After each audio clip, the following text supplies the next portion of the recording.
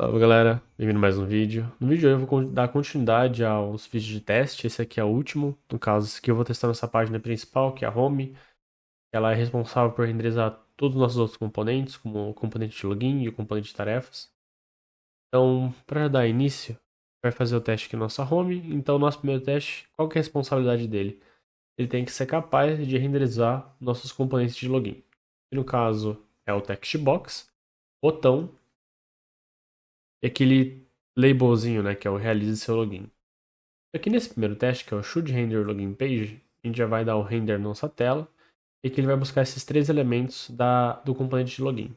Vou rodar aqui para ver se já deu certo. Ele demora um pouquinho aqui para rodar, porque eu estou subindo agora o teste.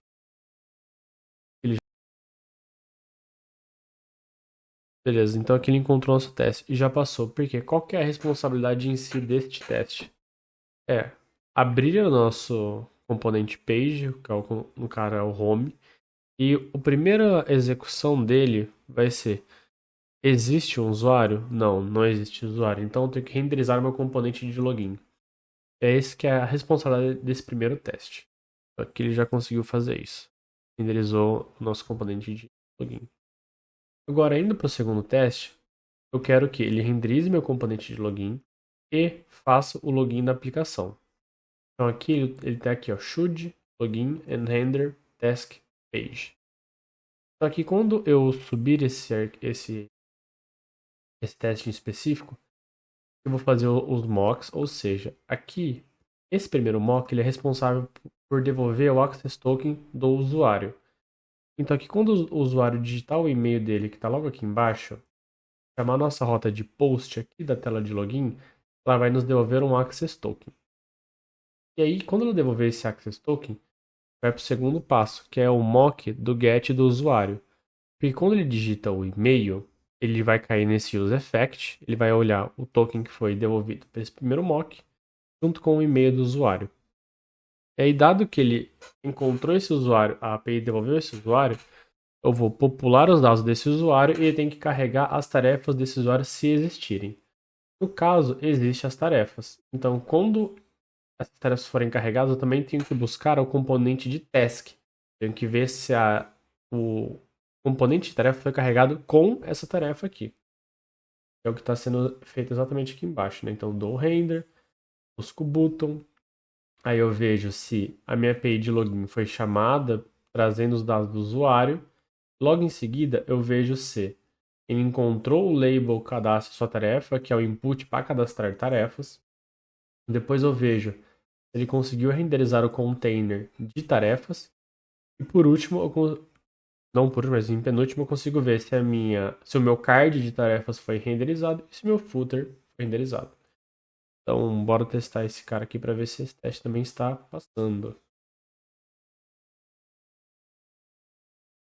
Beleza, então aqui ele já conseguiu renderizar o nosso teste, então ele já conseguiu passar também nesse teste. Então o fluxo, ele conseguiu fazer o fluxo de ponta a ponta, ele conseguiu fazer o login na nossa aplicação. Esse login ele devolve o access token. Aí com isso ele retorna os dados do usuário, tudo isso aqui são mocks, tá? Então eu faço o mock do retorno do meu token, mock do dado do meu usuário e faço render do meu componente. Então quando o meu componente renderizar, ele vai fazer todas as ações. No caso aqui eu busco o campo de input de login, o botão, faço pare event.click e eu uso o act. Por que eu estou usando o act? Como eu tenho uma alteração de estado, preciso colocar o act por fora para o meu componente conseguir ser re-renderizado e o meu teste não perder o contexto. Então quando eu faço esse act aqui, ele já faz o login gerando o access token. E aqui depois ele vai buscar os dados do meu usuário, por isso que tem esse to have been called, essa API aqui.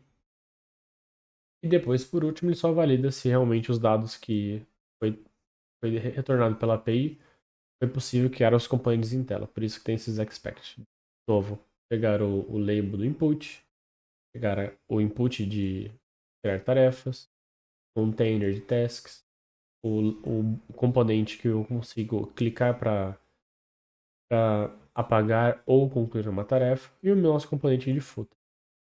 Agora, indo para o nosso task, é o should remove a task.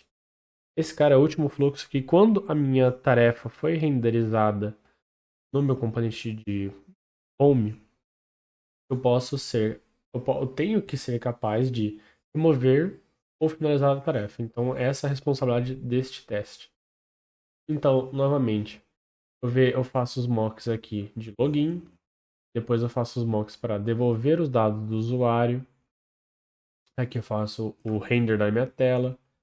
Aí, o que que eu fiz aqui? Eu fiz o login, acho. Aqui eu de novo faço clique usando o act para manter o contexto. Aqui já muda.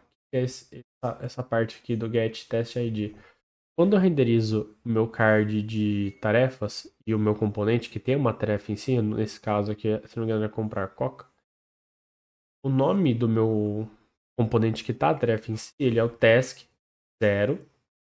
Que é 0 porque é o índice daquela task e o botão de check, que no caso é o botão para marcar para remover a tarefa, que é aquela setinha, ou o mark, que é o xzinho. Ambos têm o mesmo comportamento. Então, no caso, eu fiz aqui só para o check. Então, quando eu faço eu busco esse componente aqui, vou fazer o mock também para quando eu der o clique, eu quero que ele retorne um dado novo do meu usuário. Seria um dado sem essa tarefa. Então, aqui, quando eu dou o clique, ele vai remover o ID do array de usuários. Porém, como está mocado a nossa API de usuários, ela sempre vai retornar o usuário de cima. Era esse cara aqui. Então, eu preciso passar um novo mock para minha função. Então, é o que eu exatamente estou fazendo aqui. Então, eu busco check, passo um novo mock para minha função de get, que vai trazer os dados do usuário. E aqui embaixo eu faço o clique. Seria o clique de remover a tarefa.